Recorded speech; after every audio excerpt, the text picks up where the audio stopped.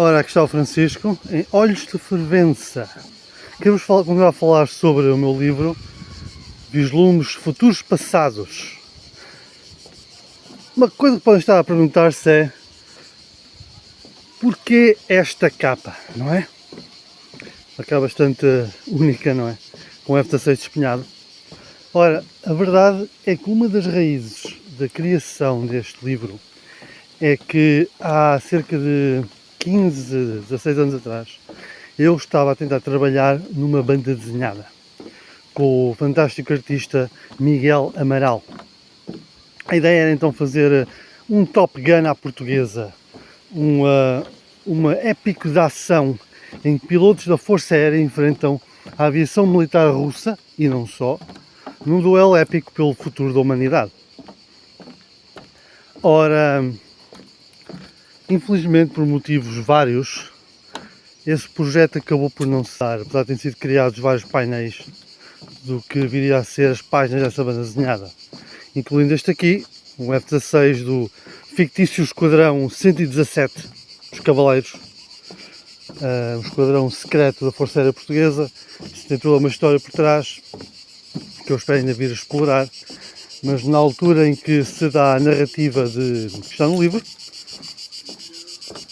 esse esquadrão já não é secreto, mas manteve o nome pela sua história e por a sua importância para a Força Aérea. Ora, como eu disse, esse projeto acabou por não ser completado. Infelizmente, tanto eu como o Miguel tivemos outras responsabilidades que nos impediram de realmente comprometermos com um projeto de banda desenhada a longo prazo, ainda para mais tendo de trabalhar a logística da publicação, do financiamento. Foi um processo de aprendizagem que infelizmente não nos permitiu fazer o que queríamos. Como eu disse, sobraram painéis e sobrou então o argumento da primeira parte da história. A banda desenhada, o título que nós tínhamos em mente era Cavaleiro Negro e teria várias partes. A parte que veio parar à antologia Vislumbres Futuros Passados é a primeira parte desse épico, que foi designado então Assalto a 9Gs.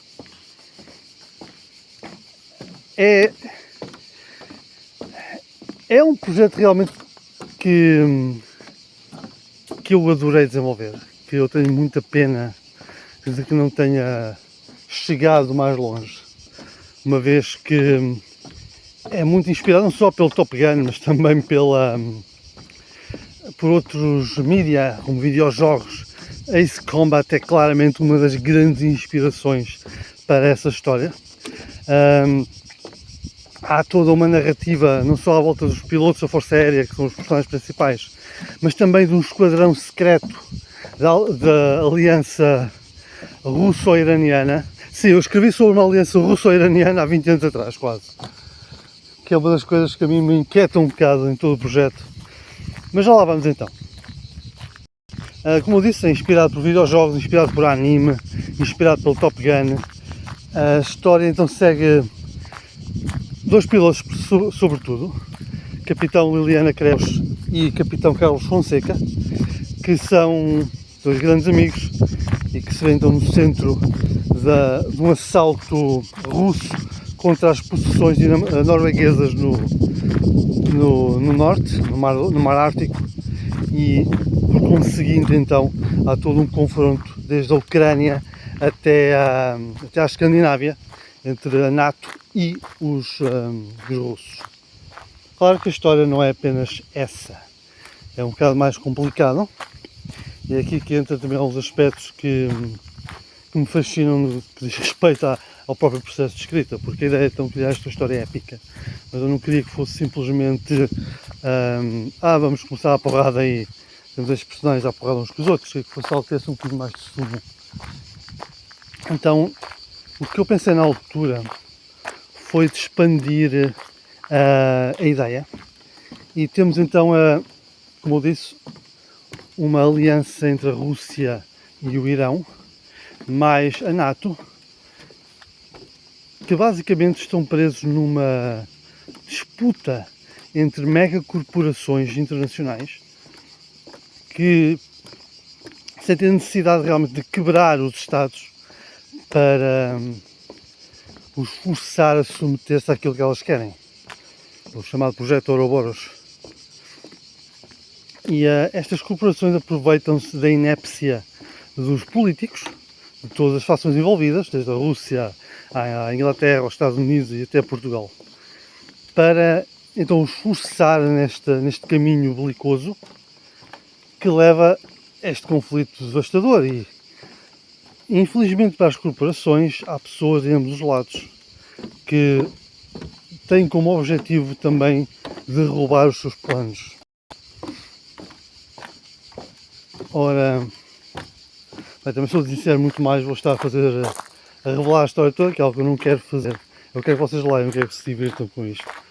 Contudo, eu por mim estou muito fascinado com o quanto a atenção ao Zeitgeist de uma altura nos leva a escrever coisas que anos mais tarde nos parecem quase, como eu diria, uma previsão do futuro. Porque a minha ideia, quando eu comecei a escrever as fações e a criar a narrativa que seria esta história, era que criar um cenário que fosse fantástico o suficiente para nos trazer uma situação emocionante e interessante de acompanhar, mas que também tivesse rasgos de realismo. A ideia de que o Irão e a Rússia se aproximariam no futuro, isto no diz respeito à minha perspectiva em 2008, 2009, a ideia de que a Rússia e o Irão se uniriam para se fazer frente a inimigos comuns, na altura parecia bastante plausível, até porque o Irão tinha começado a adquirir armamento russo e até se falava que iriam eventualmente adquirir aviões russos, algo que nunca aconteceu. Estava para acontecer durante a guerra na Ucrânia, mas esse projeto caiu e mesmo o armamento antiaéreo que os iranianos compraram aos russos revelou-se falível na guerra contra Israel em 2025, este ano. Portanto, de resto, a ideia das corporações não parece que estou a extrapolar um bocado para o fantástico, não é? Esta delas, das corporações se coordenarem para conseguirem dominar o mundo, mas ao mesmo tempo acho que não chega muito à realidade.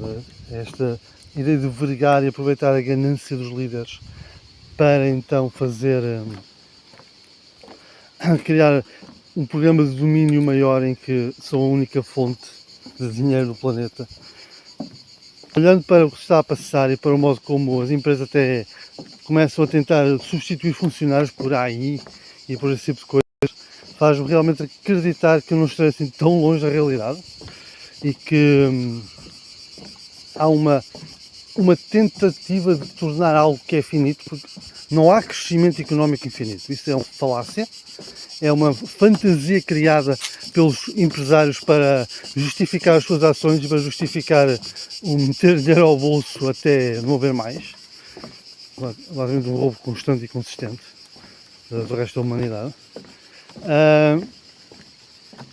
Portanto, o que se faz é tentar colmatar as falhas no crescimento infinito, que é impossível, ou tirar tudo às pessoas, às massas da humanidade, e quando o sistema quebrar, quebrou e pronto. Pelo menos ficamos com tudo até lá. É um bocado essa a lógica. Ou seja, não acredito que as corporações colaborem dessa maneira, da maneira como está escrito no livro, mas acredito que existe um cerne de verdade na sua incapacidade de prever o resultado final do que eles estão a fazer, ou pelo menos no facto de não quererem saber disso. Já os políticos serem tipo uns paus mandatos de quem tem dinheiro na sociedade, eu acho que todos nós conseguimos confirmar isso no dia a dia. Afinal, todo o crescimento dos populistas e chegar ao poder de pessoas como Trump ou a votação do Brexit, todo esse tipo de coisa vem de facto de que as pessoas estão fartas de ser governadas por tecnocratas que não têm realmente capacidade para realpolitik ou para gerir o país do modo como o país deve ser gerido. Um país não é uma empresa, tem que ser gerido de um modo muito mais cuidadoso. mas o que vemos é simplesmente um sistema de favores sobre favores, em que os resultados finais e as consequências desses favores são ou ignoradas ou realmente não são pensadas. Aliás, na guerra na Ucrânia, estamos a ver que muitos políticos na Europa, sabendo que a Rússia quer destruir a Europa como ela é, mesmo assim ainda se agarram à ideia de que vão continuar a colaborar com a Rússia para ver se o dinheiro que investiram na Rússia vai ser pago de alguma maneira. Eu só penso, eles querem acabar com tudo que vocês querem, tudo que vocês estão a tentar criar. Qual é a dúvida? Mas pronto, é a ganância a sobrepor-se à razão, que infelizmente é um dos grandes problemas da nossa espécie.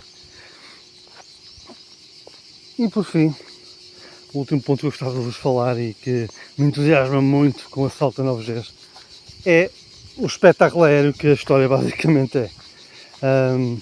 Claramente os personagens principais pilotam F-16, é o principal caça da Força Aérea Portuguesa neste momento.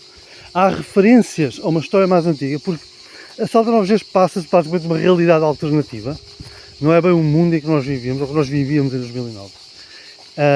A história passa-se num mundo em que os fascismos ibéricos, vamos a falar de Espanha de Franco e de Portugal do Estado Novo, colapsaram e isso resultou numa guerra em grande escala dentro da Península Ibérica, chamada Guerra Ibérica nesse mundo.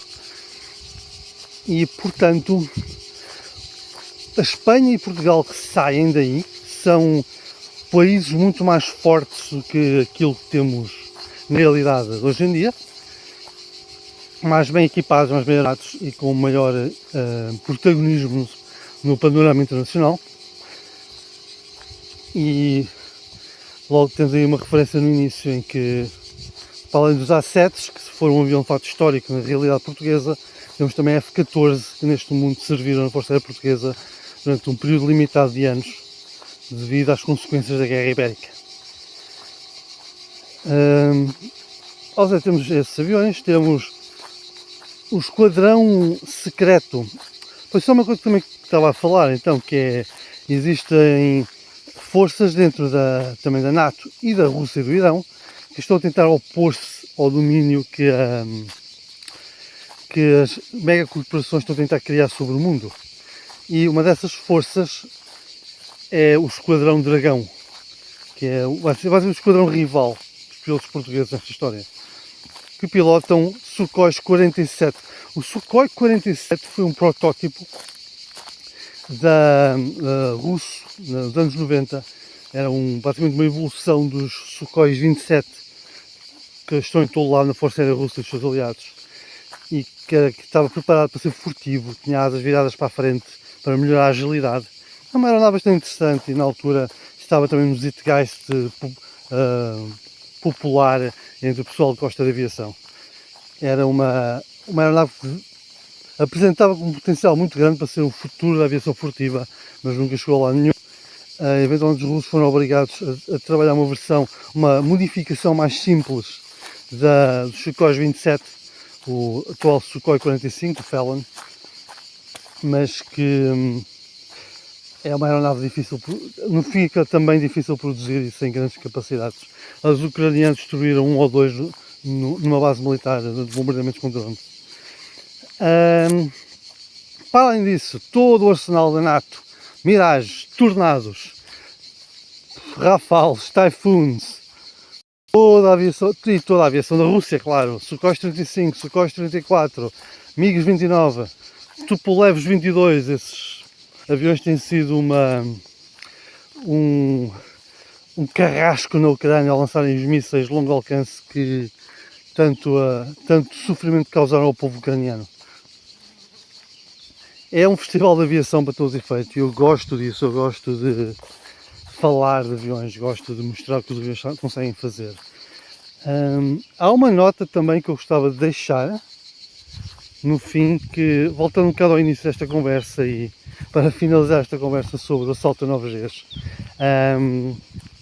que é, como eu disse, uma realidade alternativa, uma aviação a disparar por todo lado em todas as fações, muito mais aviação se calhar do que aquela que existe no mundo real,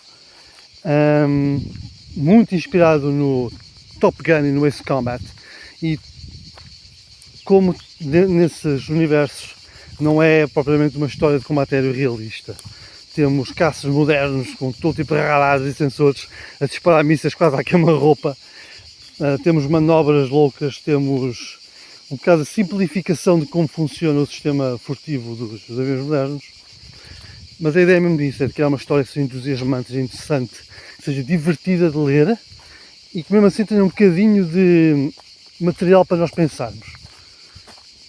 E eu espero realmente que vocês gostem de ler em toda a sua espetacularidade irrealista. Salta 9Gs está em Vislumbres Futuros Passados à venda na Amazon, ou então mandem-me uma mensagem e eu envio-vos uma cópia por 10€. E espero que gostem daquilo que vão ver. Entretanto, boas leituras, despeço-me a partir de hoje, fervença, e bom verão!